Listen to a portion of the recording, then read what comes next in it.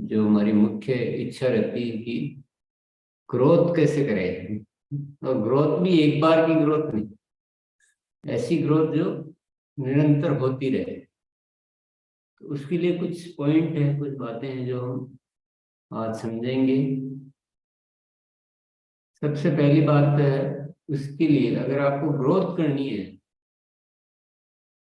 तो मूल्य आधारित टीम होनी चाहिए, जिसमें क्या क्या हो, जिसमें अभियान वाली सोच हो, जिसमें मूल्य आधारित शिक्षा हो, और जो बड़ी जिम्मेदारी का भाव रखते हो। यानी एक मजबूत सेना होनी चाहिए, मजबूत साथी जो हर समय हर काम के लिए तैयार हो, सीखते हो, अनुशासित हो, जिम्मेदारी समझते हो। ऐसी एक टीम का निर्माण करना बहुत जरूरी है। आप बोलेंगे टीम तो हमारी बहुत सारी है, पर उसमें से कुछ जिम्मेदार साथियों को ऐसे छांटना है, और वो भी बड़ी संख्या में। बड़ी संख्या में ये विशेष तौर से मैं उनको बोल रहा हूँ, मल्टी टेक्निकल अचीवर्स को। जितनी बड़ी आपकी टीम है उसके आधार पर ये सेलेक्टेड चुनिंदा साथी, जिसको हम कोर टीम बोलते हैं, ये बड़ी संख्या में होनी चाहिए। बहुत छोटी संख्या में बनाने से काम नहीं चलेगा। आपकी मान लो टीम में 1000 साथी है, तो 100-200 साथी ऐसे इस तरह के होने चाहिए। ये हमारा उद्देश्य रहे, ऐसी हमारी तैयारी रहे, तो ये सब कुछ पॉसिबल है। ऐसा नहीं कि पॉसिबल नहीं है। उसके लिए हमें क्या क्या चीजें करनी चाहिए। आरसीएम गुरुकुल से जोड़े हुए, आज आप नया शब्द सुन रहे हैं, आरसीएम गुरुकुल। अभी ये माइंड प्रोग्रामिंग वर्कशॉप के द्वारा जो चीजें की जा रही है, जो शिक्षा दी जा रही है, इसको अब अपन आरसीएम गुरुकुल नाम आज से दे रहे हैं, ताकि एक शिक्षा का पूरा हिंदुस्तान में सबको पता रहे कि आरसीएम गुरुकुल की शिक्षा ये है, इस पे कार्य करना है। तो ऐसे नाम आज से ये है। दूसरा है, आरसीएम क्या है, वह अन्य वीडियो दिख रहे हैं। तो इस शिक्षा से लगातार से जोड़ना ही है, पर उनको, और ये आइडिया है, थोड़ा सा छोटा सा विचार है। ऐसा नहीं कि इतना सा करने से ये सब कुछ होगा, बाकी सारी चीजें भी आगे आपके इसमें आएगी। टीम के साथ समन्वय, मजबूत संबंध। समन्वय का मतलब होता है कि उनकी भी सुने, और सब में एक विचार चलने चाहिए। जो एक ऊपर से हो रहा है वो सब कुछ पालन हो। पालन कब होगा, जब वह विचार कन्विंस होगा, यानी सहमत होंगे, तब वो। और दूसरा, आपस में संबंध मजबूत होने चाहिए। अगर टीम में आपस में मजबूत संबंध नहीं है, विचार मिलते जुलते नहीं है, बातचीत नहीं होती है, आपस में तालमेल नहीं बैठता है, तो ये सब चीजें फिर ग्रोथ करने में बहुत दिक्कत आती है।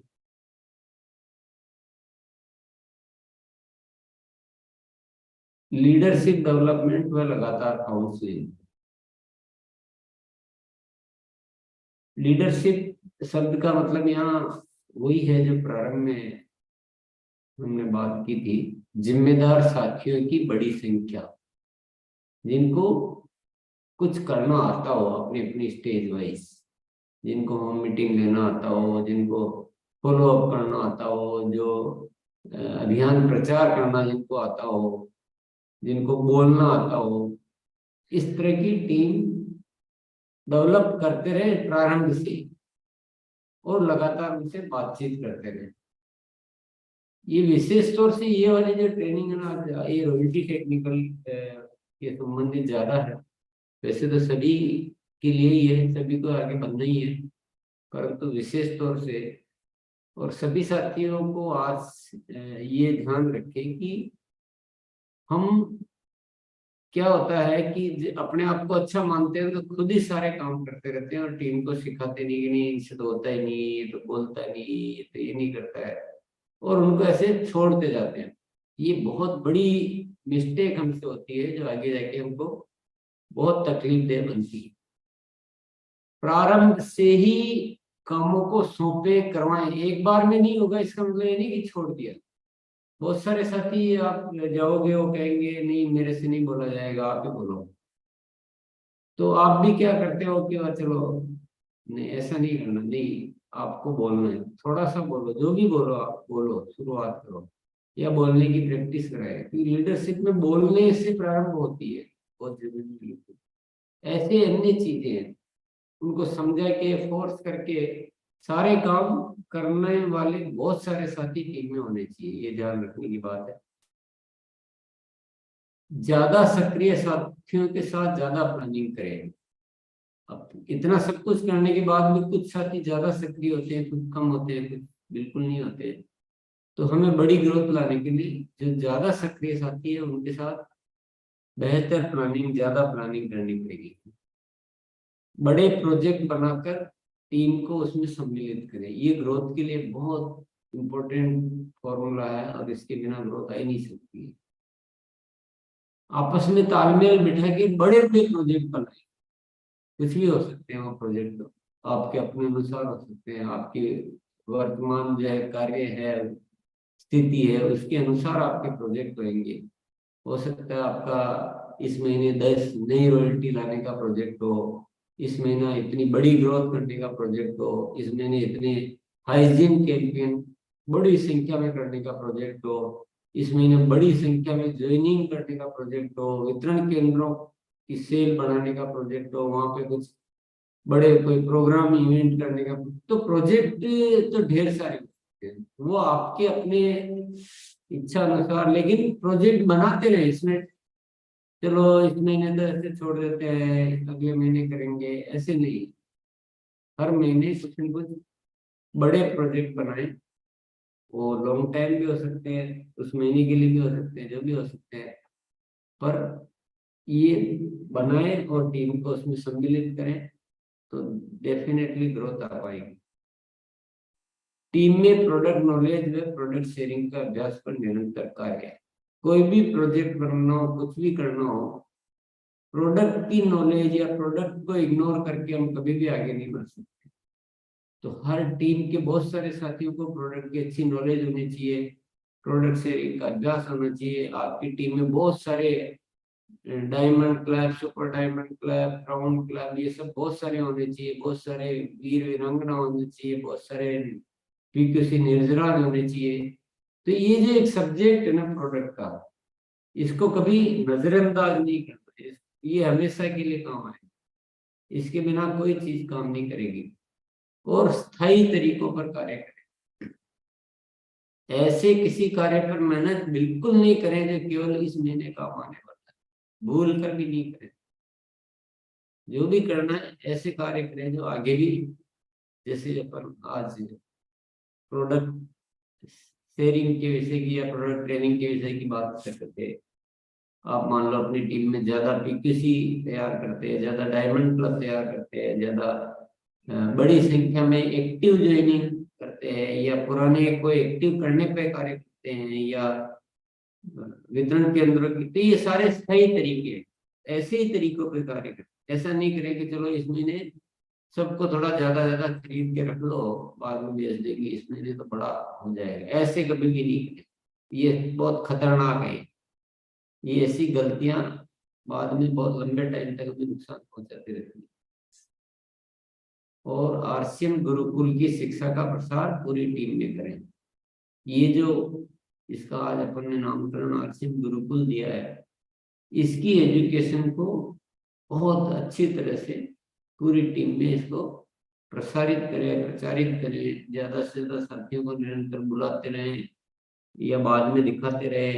ज्ञान केंद्रों के माध्यम से इस शिक्षा पे प्रैक्टिकल कार्य करें, उनकी तैयारियां कराएं, उसके अनुसार आप जो भी मीटिंग सेमिनार आयोजन जो भी करते हैं इसी शिक्षा पे आधारित होने चाहिए, बिना ऐसे इधर उधर की फालतू की बातें करने से काम नहीं चलेगा। ये थोड़ा ध्यान रखें। सफलता की अलार्म डायरी सबकी बनवाएं। हो सकता है शुरू में थोड़ा सा किसी को ऐसा चैलेंज जैसा लगे तो कम अलार्म से शुरू करें और धीरे धीरे अभ्यास के साथ बढ़ाते रहें। ये बहुत ही जादू की तरह काम करती है। नए साथियों को सक्रिय करने की सही रणनीति। हमारे यहाँ सबसे बड़ा जो चैलेंज है, आप सभी जानते हैं कि ज्वाइनिंग होने के बाद सक्रिय हो नहीं पाते। तो इसके लिए हमने एक सब्जेक्ट पहले ले चुके हैं, उस वीडियो को वापस आप देखें और सबको सक्रिय करें, कर पाए, इस तरह से कार्य करें। ये संभव है आराम से, पर इस विषय पे आपको ज्ञान केंद्रों पे प्रैक्टिस करवानी पड़ेगी, आपको पूरा उस तरह से कार्य करने पड़ेंगे। तो सब कुछ पॉसिबल है। उसको चैप्टर को हम वापस सुन सकते हैं। सामूहिक, सक्रिय व गुणात्मक ज्वाइनिंग। ज्वाइनिंग को ग्रुप में ज्वाइनिंग करवाइए। हम जनरली क्या करते हैं, एक ज्वाइनिंग करवाते हैं और एक ज्वाइनिंग करा के ठहर जाते हैं और उसको भी भूल जाते हैं। हर किसी के परिचित तो होते ही है। आपके दिमाग में ये रखो कि एक ज्वाइनिंग नहीं करानी, 5 7 10 एक साथ ज्वाइनिंग करानी, पूरा ग्रुप की करानी। और वह भी कैसी करानी, एकदम एक्टिव। फिर वो आगे से आगे ग्रुप के ग्रुप हमको बताते जाए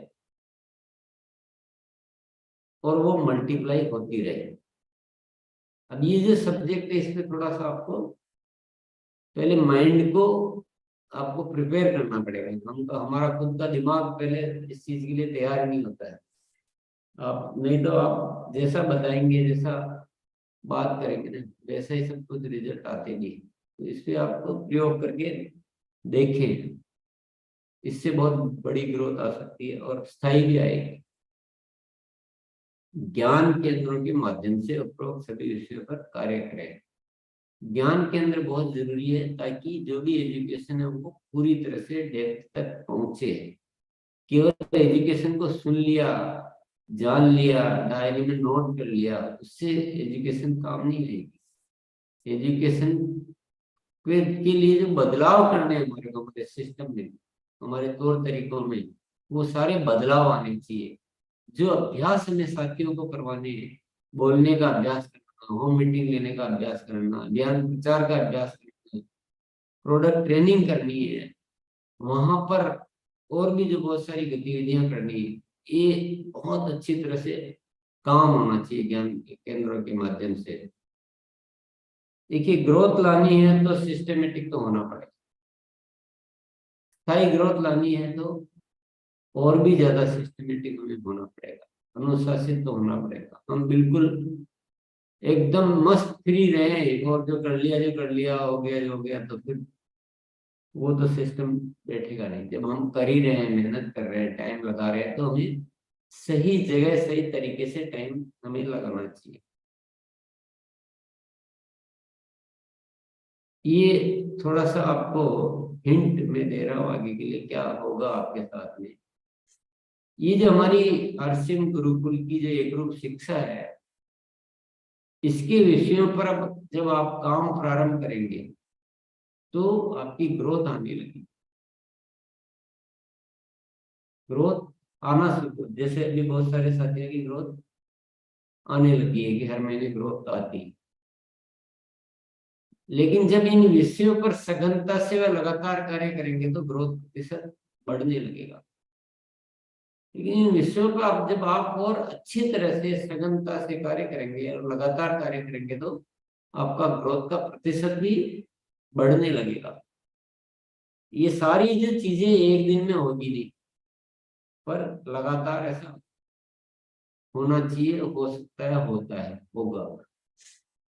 लेकिन जब ये विषय कार्य प्रणाली का पूर्ण हिस्सा बन जाएंगे, जब आप बिल्कुल सिस्टमेटिक हो जाएंगे और ये पूरा आपके टीम बिल्कुल अलग हटके एकदम बहुत सिस्टमेटिक और पूरा एजुकेशन सिस्टम से चलती है, तो फिर आपको निरंतर भी आएगी, हर महीने आएगी और बड़ी ग्रोथ भी आएगी। इतनी प्राप्ति के लिए थोड़ा सा अनुशासित तो होना पड़ेगा, थोड़ा सीखने में भी थोड़ा और ध्यान तो लगाना पड़ेगा। आपका केवल यहाँ 1 घंटा दे देना पर्याप्त नहीं है। इन वीडियोस को आपको बाद में और सुनना है और अच्छी तरह से आपको ये नोट बनाने की मुझे कहाँ क्या क्या काम करना है, फिर आपको टीम में उस एजुकेशन को पहुंचाना है, आदतें बदलनी है, अभ्यास करवाने हैं, मेहनत तो करनी पड़ेगी।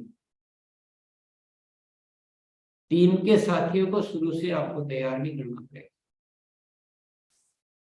ये सबसे बड़ी चूक क्या करते हैं हम, सब कुछ सीखते हैं सिखाते भी है लेकिन टीम में साथी तैयार नहीं करते, खुद ही करते हैं, किसी पे भरोसा ही नहीं करते हैं, और वो भी कुछ कोई करना भी नहीं चाहता है जब तक आप ऐसा चलो सपोर्ट मिल रहा था हम क्यों करें मेहनत।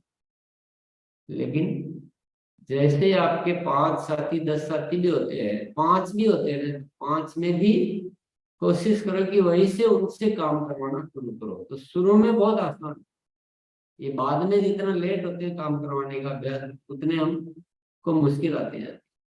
तो अभी जब तक जो होना था जो तो हो गया, पर आज से हम ये एक बड़ी जो चेंज लानी है वो करें, और एक शिक्षा में हमें चेंज लाना है कि इस शिक्षा को नीचे तक पहुंचाए कैसे। तो ये कुछ बातें थी, और ये अंतिम जो सत्य है, सफलता का कोई शॉर्टकट नहीं होता है। आप ये उम्मीद करो कि मैं ऐसा बता दूंगा कि चलो ये एक वीडियो देख लो और ये कर लो तो ग्रोथ आ जाएगी, ये सब फालतू की बातें हैं। ऐसा कोई होता नहीं है, पूरी दुनिया में कोई ऐसा शॉर्टकट नहीं बना हुआ है। हाँ, एक महीने एक दिन कुछ आप उल्टे सीधे तरीके से कुछ कर सकते हो, लेकिन उससे तो जिंदगी सुधरने वाली है नहीं, उससे तो कुछ फायदा होने वाला है। दूसरी बात क्या है, अधूरा ज्ञान या दिग्भ्रम की स्थिति आपकी मेहनत को खराब कर सकती है। अगर आप कंफ्यूज है ये करूं कि नहीं करूं, ये बात सही है कि नहीं है, ये आपको ज्ञान ही आधा अधूरा खुद को ही, शिक्षा सुनी आधी भूल गए, आधा कुछ हो गया, बाकी तो सब कर लिया, मैं तो ज्ञान के अंदर मेरे से नहीं है, या सफलता के अलार्म डायरी तो नहीं खाता हूँ, मेरे को नहीं होता है, ऐसे आधा अधूरा करने से या आपके मिसगाइड या ऐसा कंफ्यूज रहने से आप फिर कितनी मेहनत करते रहो कुछ होने वाला नहीं। तो ये कुछ बातें थी जो मैंने आपके साथ शेयर की है।